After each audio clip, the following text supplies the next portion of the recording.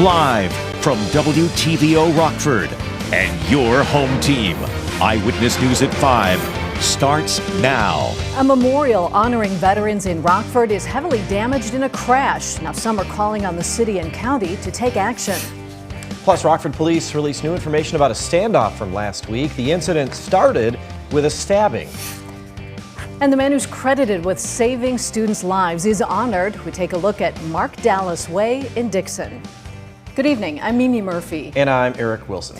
A Rockford memorial dedicated to veterans was damaged the day before Memorial Day. Nicole Delgado talked with some members of the group helping to take care of it. Nicole, what did they have to say? Well, Eric and Mimi, volunteers tell me they are not shocked this happened at this busy Auburn and Main Street roundabout, but really hope people will take the time to slow down and pay attention when they're driving. We were disappointed because we had worked very hard to get all of this done by Memorial Day. Volunteers diligently worked to beautify the Veterans Memorial Circle roundabout on Main and Auburn in preparation of Memorial Day. We planted 3,840 petunias just in that circle. And that's a lot. It was done by volunteers from around the community and businesses. And one day before the holiday, a driver destroyed all their hard work. Somebody plowed through and they went through the end cap and hit that wall and took out a corner of it. Friends of Veterans Memorial Circle co-chairs Ernie and Helen Redfern says they are saddened to see the damage at a place meant to honor our veterans. I was just stunned, and I thought, this is the last straw. We need to hold people accountable. We've made this roundabout prettier.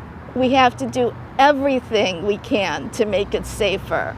We don't feel that this should be a veterans memorial if it's not fully respected by the people who made it a veterans memorial. We can beautify it, we can add the flowers. That's only part of it. We need to show our veterans that we care. Ernie and Helen believe the crashes here are due to drivers not knowing how to navigate a roundabout. The benefits of roundabouts are wide-reaching. It's not the roundabout, it's the drivers. And we need to hold them accountable and educate them. They are pushing to help educate the community so that this intersection is safer for all. Our last hope here is intergenerational learning. We brought hope to veterans, now we want to bring hope to motorists and pedestrians as well. Friends of Veterans Memorial Circle has donated a roundabout education book to local libraries, churches, schools, and child care centers.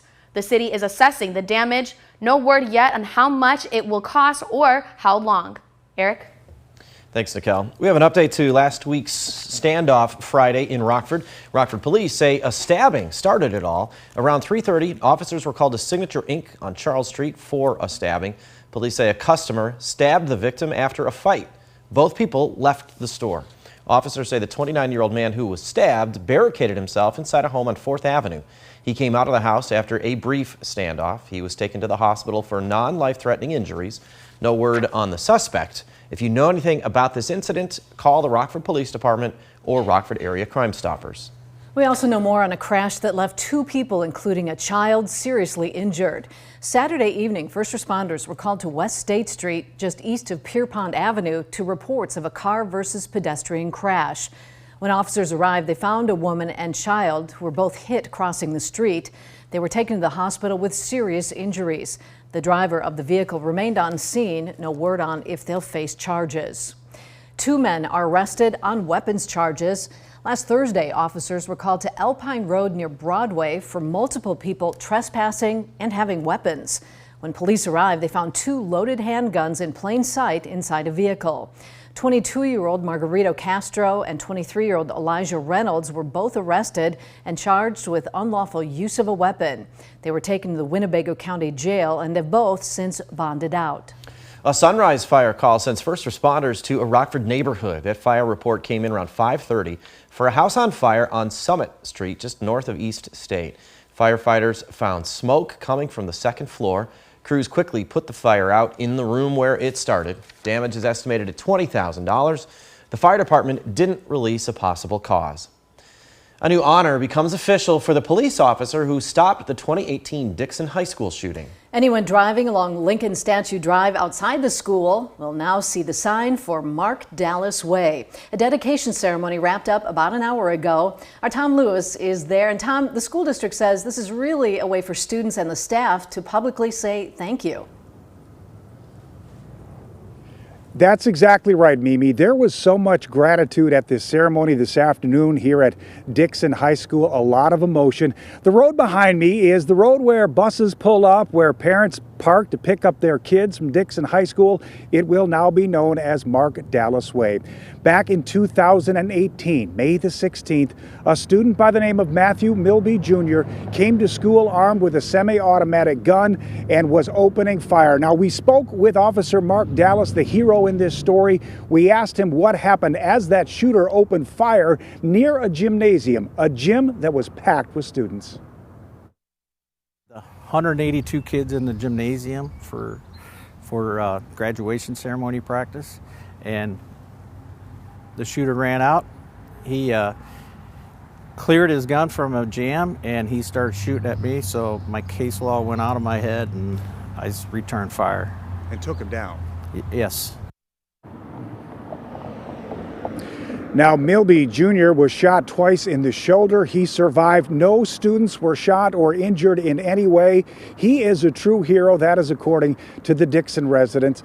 Mark Dallas says, I'm not a hero, but people here know differently. And now the road in front of the high school will be known as Mark Dallas Way. Mark Dallas is now retired and teaching training here in the Dixon area.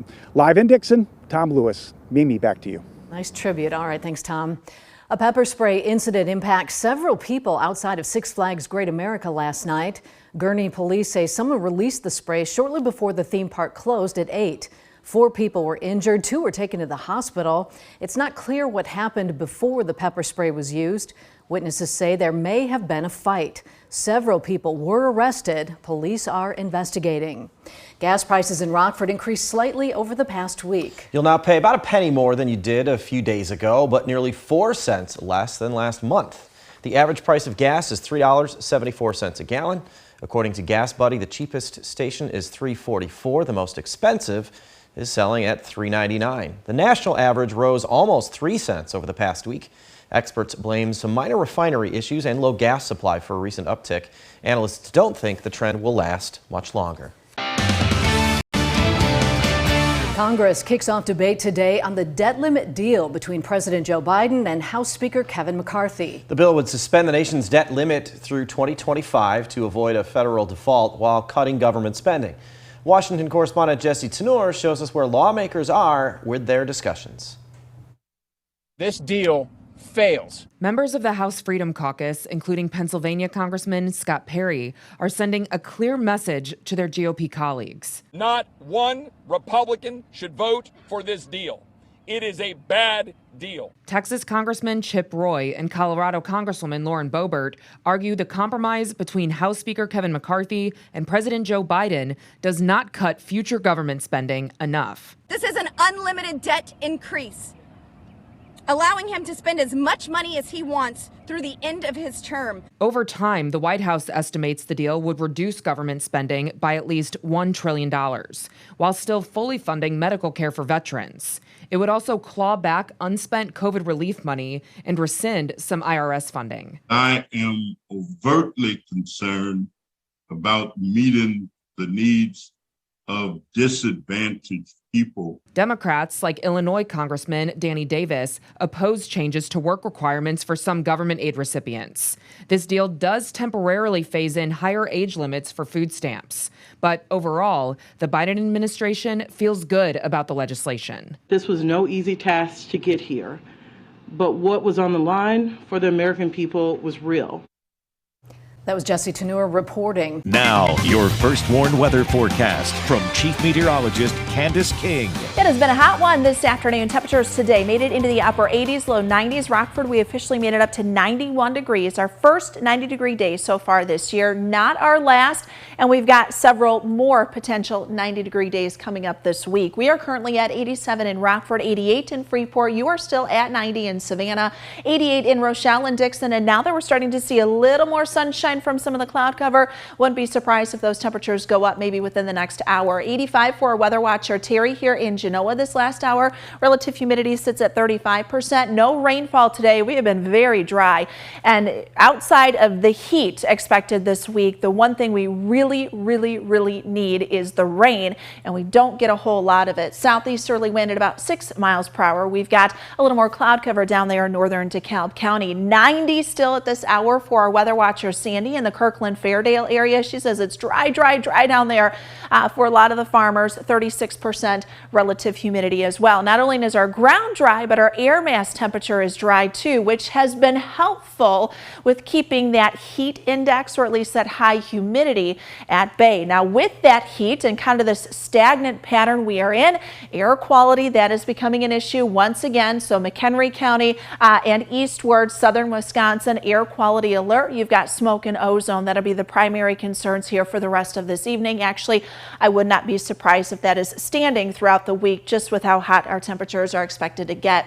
We've got cloud cover that has built up with a little increase in moisture right along that I-39 corridor. We take a live look with our SkyTrack camera now out in Freeport. This brought to us by Rockford Career College. A little more sunshine out to the west, a few more clouds found out to the east, and we can actually see that on our visible satellite imagery as that cloud cover is built up. But now that we've gotten a little later in the day, clouds are starting to kind of fade away. Sinking air to the west over eastern Iowa, northwest Illinois has allowed a lot more sunshine out there. We can maintain a few clouds here as we go through the night tonight.